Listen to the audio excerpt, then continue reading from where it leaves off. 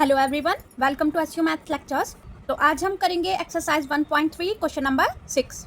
Look at several examples of rational numbers in the form p upon q. q is not equals to 0 where p and q are integers with no common factors other than 1 and having terminating decimal representations. Expansions. Can you guess what property q must satisfy? तो हमें यहाँ पर कुछ examples के लिए rational numbers लेने हैं, जैसे कि हम कुछ भी एग्जाम्पल ले सकते हैं 1/2। जब हम इसका डेसिमल एक्सपेंशन करेंगे तो हमें क्या मिलेगा, करके देखते हैं 2 and 1। ओके, तो यहाँ पर 1 छोटा है 2 से, पॉइंट लगाकर 0 लगाएंगे, 2 5 are 10। तो यहाँ पर रिमाइंडर क्या आ रहा है, 0 आ रहा है। तो इसका मतलब ये है कि ये जो 1/2 का डेसिमल एक्सपेंशन है वो क्या है, टर्मिनेटिंग डेसिमल एक्सपेंशन है। तो अब हम नेक्स्ट एग्जाम्पल लेते हैं। एग्जाम्पल हम कुछ भी ले सकते हैं। देखो ये रैशनल नंबर है, p/q की फॉर्म में है। ओके, तो हमने मान लीजिए ले लिया दूसरा एग्जाम्पल 2/3। सो 2/3 को डेसिमल एक्सपेंशन में कन्वर्ट करते हैं, 3 and 2। 2 छोटा है 3 से, तो हम क्या करेंगे, पॉइंट डेसिमल लेंगे, 0 लगाएंगे, एंड 3 6 are 18 चलेगा। यहाँ पर 20 - 18 is 2। फिर से हमें 0 लेना होगा क्योंकि 2 छोटा है 3 से, फिर से 3 6 are 18 चलेगा, एंड फिर से ऐसा ही होगा, 0 लेंगे, 6 are 18 चलेगा, और ये रिमाइंडर हमारा 0 नहीं आएगा, ये ऐसे ही चलता रहेगा। तो यहाँ पर आ जाएगा 2/3 is equal to 0.666 and so on. ये 6 ऐसे ही चलता रहेगा। तो इसका मतलब क्या है, यहाँ पर रिमाइंडर 0 नहीं आया है, तो यहाँ पर हमारा डेसिमल एक्सपेंशन कंप्लीट नहीं हुआ है। तो इसका मतलब ये है नॉन टर्मिनेटिंग डेसिमल एक्सपेंशन है ये। एग्जाम्पल ले लेते हैं कुछ भी। यहाँ पर हमें कहा है सेवरल एग्जाम्पल्स, तो मतलब हम कितने भी ले सकते हैं। समझने के लिए मैं आपको और एग्जाम्पल्स लेके बताती हूँ। 1/5। ओके, 1/5 का जब हम डेसिमल एक्सपेंशन करेंगे तो हमें मिलेगा 0.2, और आप करके देखना तो रिमाइंडर 0 आ जाएगा। तो ये क्या हो गया, टर्मिनेटिंग डेसिमल एक्सपेंशन हो गया। इसी तरीके से अगर हमने एग्जाम्पल लिया 3/7, 3/7 का डेसिमल एक्सपेंशन आएगा 0.428571, एंड आगे भी ये आएगा। यहाँ पर रिमाइंडर 0 नहीं आएगा 3/7 के केस में। तो ये क्या होगा, ये नॉन टर्मिनेटिंग डेसिमल एक्सपेंशन होगा। मान लीजिए अगर हम ले लेते हैं 3/2, यहाँ पर हमें मिलेगा 1.5 जो कि टर्मिनेटिंग होगा। एंड यहाँ पर अगर हम लेते हैं 3/5, तो यहाँ पर हमें मिल जाएगा 0.6, ये भी हमारा टर्मिनेटिंग होगा। तो यहाँ पर हमने ये 6 एग्जाम्पल्स दिए हैं, और हम कितने भी ले सकते हैं। तो अब क्वेश्चन में क्या कहा था हमें, look at several examples of rational numbers. हमने कुछ एग्जाम्पल्स ले लिए, ये क्या है, रैशनल नंबर्स हैं, ठीक है, इन द फॉर्म p/q। p/q की फॉर्म में है सभी। ओके, और q is not equals to 0, और q जो है वो 0 के इक्वल नहीं है किसी भी एग्जाम्पल में। Where p and q are integers, p and q integers हैं with no common factor other than 1। सब इंटीजर्स का 1 के अलावा और कोई कॉमन फैक्टर नहीं है, and having decimal representations expansions. और इनमें से अभी हम देखेंगे टर्मिनेटिंग डेसिमल एक्सपेंशन कौन कौन से हैं। So can you gas what property Q must satisfy.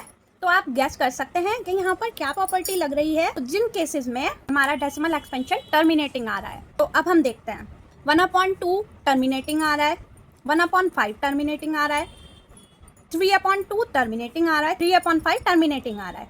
अब आप यहाँ से ध्यान दीजिए, यहाँ पर क्या है, Q की वैल्यू 2 है, ठीक है, यहाँ पर टर्मिनेटिंग है, यहाँ पर Q की वैल्यू 5 है, यहाँ पर टर्मिनेटिंग है, यहाँ पर Q की वैल्यू 2 है, यहाँ पर टर्मिनेटिंग है, एंड यहाँ पर 5 है, यहाँ पर भी टर्मिनेटिंग है। अब जो नॉन टर्मिनेटिंग है वो देखिए, यहाँ पर 7 है तो यहाँ पर नॉन टर्मिनेटिंग है, यहाँ पर 3 है तो यहाँ पर नॉन टर्मिनेटिंग है।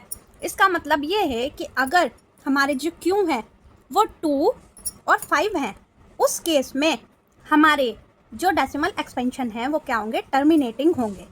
और अगर यहाँ पर इन 2 की और 5 की पावर्स भी हों, मान लीजिए अगर यहाँ पर 2 की पावर 1 है और 5 की पावर 1 है, ठीक है, मतलब क्या हो गया, 2 × 5 हो गया, मतलब ये क्या हो गया, 10 हो गया। तो यहाँ पर 2 and 5 आ रहे हैं ना 10 में, इस वजह से अगर हम 10 भी लेंगे ना एग्जाम्पल में, Q को अगर हम 10 रखेंगे, एग्जाम्पल के लिए हम लेते हैं Q को 10 रखते हैं, ठीक है, 2/10 ले लिया हमने यहाँ पर 10, और ये है 2।